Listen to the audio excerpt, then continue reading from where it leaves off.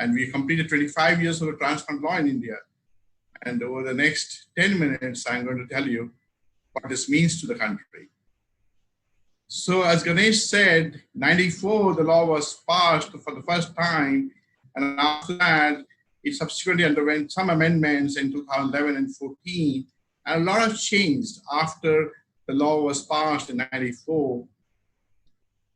And this is the law of 94. And then again, 2011. And in a tribute to the law of the country, having done 25 years, we wrote this book on transplant law in India, Reddy Reckner, which was published by the foundation last year. So what does the law say? The law says that organ donation can be used only for therapeutic use, not for research, from living persons, related or emotionally related, that is unrelated, and after brain death. And all the regulatory framework, rules, and forms are related to the above two provisions of the law. What's the situation with kidney transplant rate in India? We have a population of 1.3 billion. We have, number-wise, the largest live kidney transplant program in the world. We do, although 9 per million population kidney transplant, but we do an average of about 10,000 kidney transplants in a year in the country. Disease donation started soon after the law was passed, and we do about less than 1 per million population. Overall, we do about 11,500 to 12,000 kidney transplants in a year. If you look at the rise in disease donation transplant over 5 years, this was 2012 when we had done only 196 disease donors.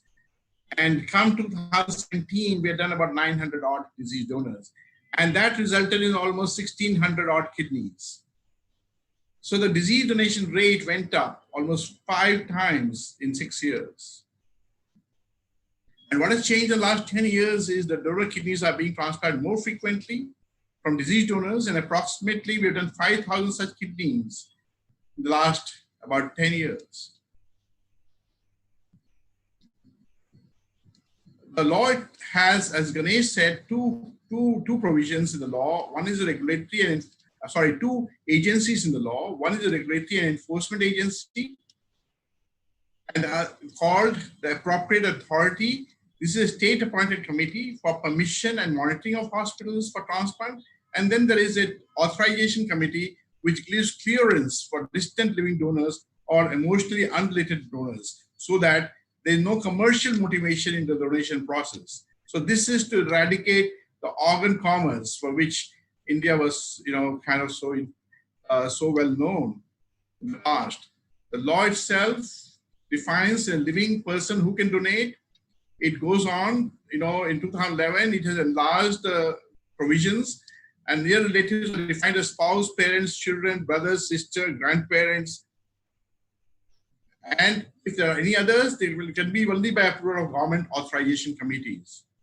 Foreigners who seek transplants in India, the Kuwait story which Ganesh said, no Indian can donate to a foreigner, and vice versa.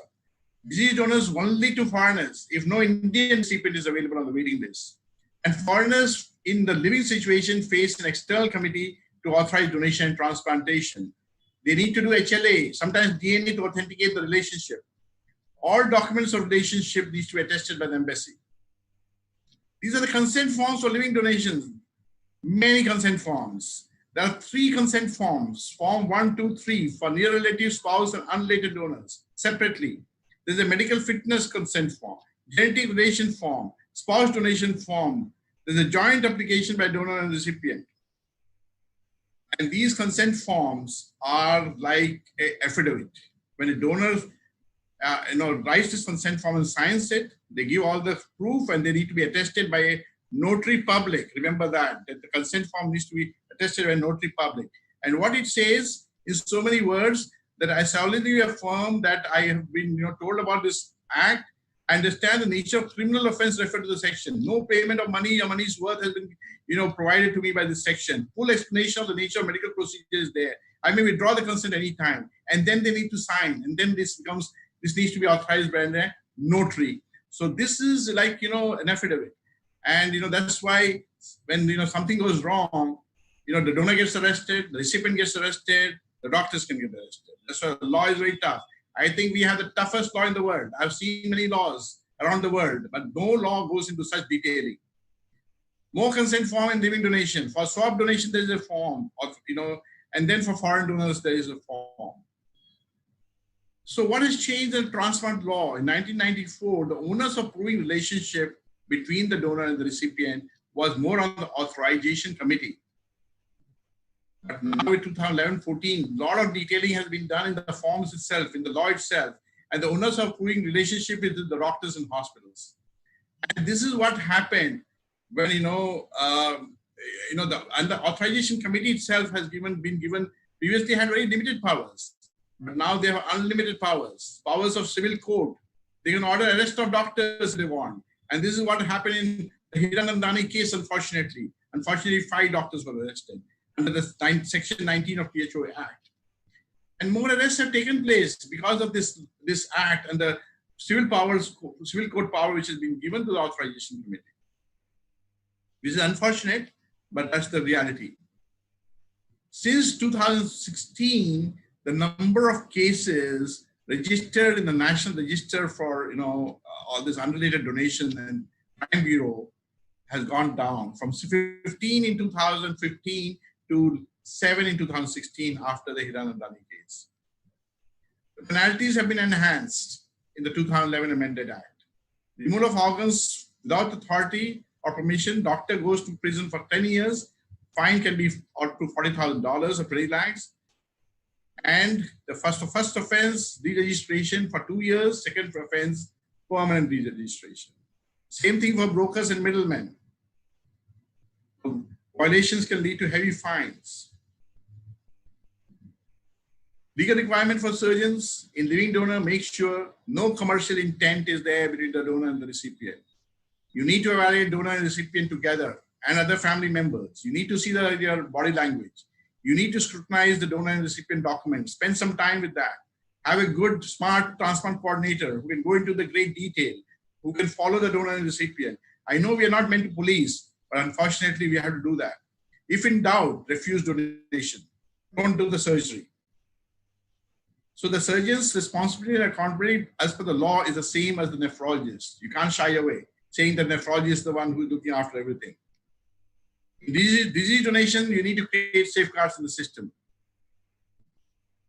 In disease donation, before you operate as a surgeon, sometimes you see the recipient on our table because the recipients don't come up for regular follow-up to surgeons. Make sure there's no monetary demand from family members of organ donors. Look at the disease donor consent form. Look if they're signed properly. Check which organs the consent has been obtained. Check the brain death certificate, whether it has been properly signed and documented. Check in a medical legal case, if the forensic team has been informed for a post-mortem. Check if blood has been taken for cross-match. Check for blood group. So if you do all that, checks, they are unlikely to go wrong. In disease donation, you only have 2 forms compared to 18 forms. 12 forms, I mean, in living donation. You have only 2 forms in disease donation to look at. One is the brain death certificate, form 10, and the consent form, form 8. And this is the brain death form. Old form 8, new form 10. And these people, 4 people need to sign the brain death form. Look at the forms, look at the signature, make sure everything is done properly. What has changed also is, there have been, in the new law, provisions for improving disease donation rate in the country is there. There's a formation of national body called NOTO, as Dr. Ganesh said. Inclusion of clause on the driving license. Transplant coordinator needs to appointment if the hospital wants to get a license for transplant.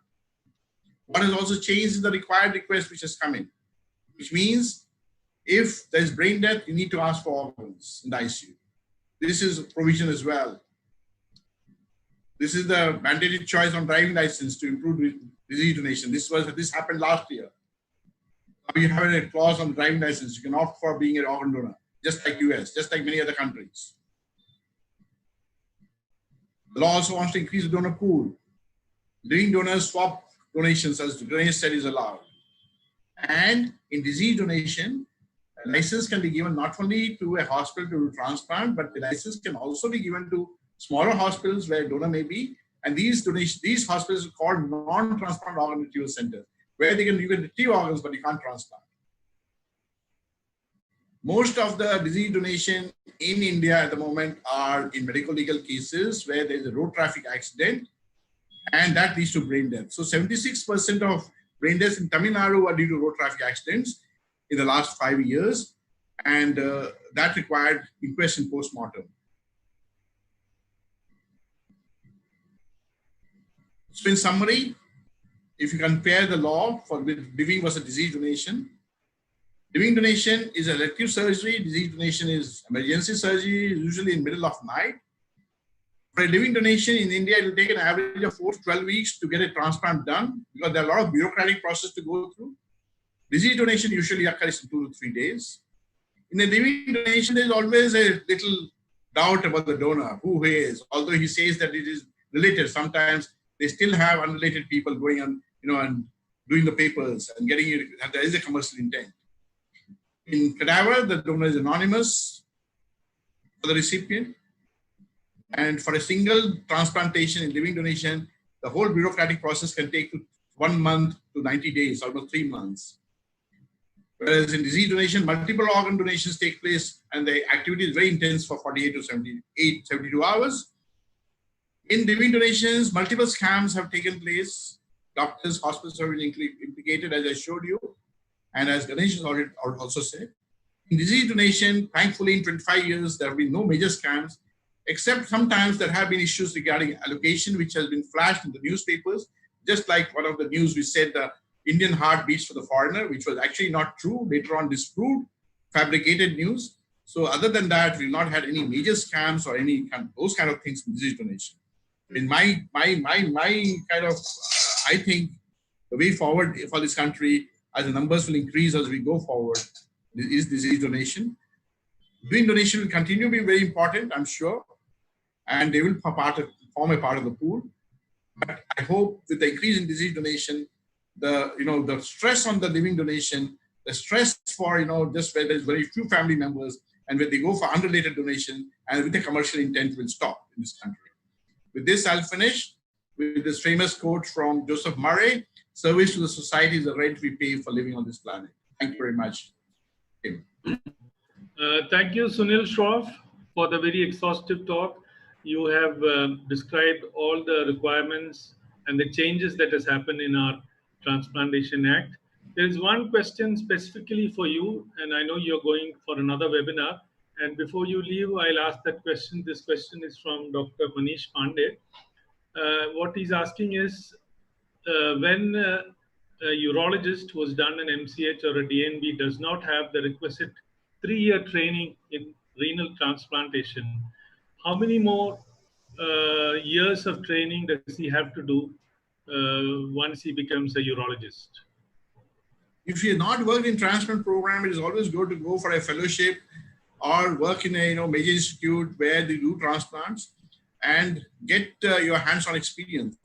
What is also happening, Kim, is many of our trained urologists who are working in institutes, who have done MCH, who have done actually transplants and gone back to the institutes, and then there comes the inspector who says that you don't have adequate training. And I have had many such requests. It's unfortunate. I think it's very bureaucratic. It's totally unnecessary. I think a good MCH trained graduate from one of the good institutes where they do regularly transplants, high volume centers, is well trained. He doesn't need extra training. But if somebody not trained, I would definitely say that go and work in a high volume center for at least a couple of years. The law itself wants 3 years of training before they can be given, because they only require an MS. They don't even require an MCH, but they require 3-year training. And in fact, I have Dr. Sholay, who is in Manipur, who wants to start a transplant program, who has worked in a good institute, who has gone to England for 6 months fellowship. He's come back. He doesn't have permission to do transplant. So he's asking for help from other institutes. So I think we as, transplant clinicians, we need to, make an appeal to the state government and the central government, look at this clause and change this. I think any MCH graduate who works in a good center and which is doing transplant should be good enough to go back and do transplant. I don't think so there is anything more. And today we have, multi-specialty hospitals where you can get help of a cardiothoracic surgeon to do a anastomosis. So I think, this bureaucracy should really stop in this country. And we need to change this little clause in the law. Sunil, there is another question that in case the urologist has done MCH or DNB from an institute where they are not exposed to renal transplantation posting or training, how many more years of training do they need to have before they get licensed to perform transplantation? The law itself wants you to get 3 years of training, to be honest. I think 3 years may not be practical, but I would say 1 year of training in a high volume center where you go and see about 100 odd kidney transplants should be enough for you to go back and do. And in the training itself, I think we need to have some institutes where they can give some fellowships as well. I think PGI Chandigarh is planning, Ashish Sharma is planning to start fellowship. He's already got the permission. He in fact has the permission for MCH as well. So I would suggest that more institutes like his start giving these fellowships at least 1 year fellowships. And then we can at least make an appeal to the government of India that this should change. Because in cardiothoracic heart transplant, this clause is not there. It's more for the kidney transplant. Do you want to suggest some changes in the Act so that such urologists who don't have experience in transplantation can get benefit by doing some extra training? Yeah, so you need to see, I mean, if they have no training, they definitely need to go and get some training. There's no questions about it. Transplant is just not about ureteric anastomosis. It is just not even about vascular anastomosis. There's a lot to transplant than just anastomosis. Remember that. Because there are a lot of little tricks in the transplant. And that can only be learned over the years, in fact, as you go forward. And you cannot experiment, especially in a living donor situation, or rather even in disease. You cannot just experiment for your first training with a transplant to start off with. I know people who are doing this with the help of cardiothoracic surgeon, but remember, there's only one captain in the ship. If you as a urologist take the responsibility, you have to make sure the ship sails. You cannot be dependent on the cardiologist, a cardiothoracic surgeon, or a vascular surgeon to help you. So there will be situations where you'll have no one. So you should be able to take a decision. So transplant is just not about just these 3 things. And I think with the disease donation program taking off in this country, we will have the responsibility of the surgeon is even higher. And the disease donation surgery is a little bit more complex compared to living donor because there's a disease donor surgery as well, which is totally retroperitoneal surgery. Here, I want to also inform you, Kim, that we are running with the Oxford unit a national program for organ retrieval in Bangalore in the wet lab, in cadaver lab, and we already trained 250 surgeons. In fact, yeah, I'm aware of that. Who have been trained have gone back and done heart transplants in many institutes, by the way. Yeah. Okay, thank you, Sunil, for a wonderful experience and clarifying some of the real issues in transplantation. All the best, Kim. Thank you very much.